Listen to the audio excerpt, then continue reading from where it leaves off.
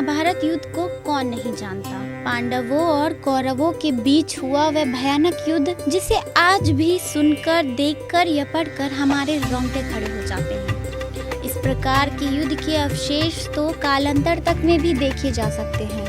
महाभारत युद्ध होने के बहुत सारे कारण हैं, जैसे महाभारत युद्ध होने का मुख्य कारण कौरवों की उच्च महत्वाकांक्षाएं और धृतराष्ट्र का पुत्र मौत था। दूसरा कारण एक औरत के सम्मान के साथ खिलवाड़ करना, यानी द्रौपदी का चीरहरण। महाभारत युद्ध होने के बहुत सारे कारण हैं, परंतु इन कारणों की उत्पत्ति का भी एक कारण था और वे था शकुनी। शकुनी गांधार नरेश का पुत्र और माता गांधारी का बड़ा भाई था।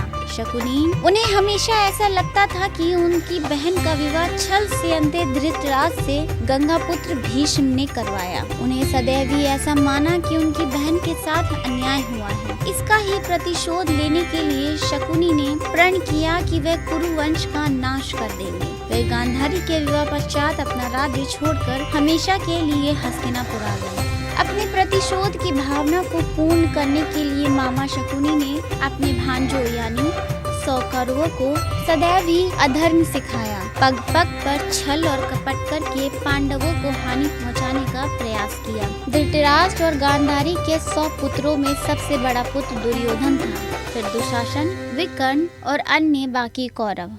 शकुनी ने हमेशा ही दुर्योधन के मन में हस्तिनापुर के सिंहासन का मोह भर दिया था। उसे ये विश्वास दिला दिया कि राजा बनने का अधिकार केवल उसका ही है, क्योंकि राजा का पुत्र ही राजा बनता है। शकुनी ने दुर्योधन को कभी ये बात समझने ही नहीं दी कि उसके पिता केवल प्रभारी राजा थे। इसलिए सिंहासन पर पांडु के ज्येष्ठ पुत्र यानी युधिष्ठिर का अधिकार है। दुर्योधन ने मामा शकुनी को राज्य का मंत्री बना दिया।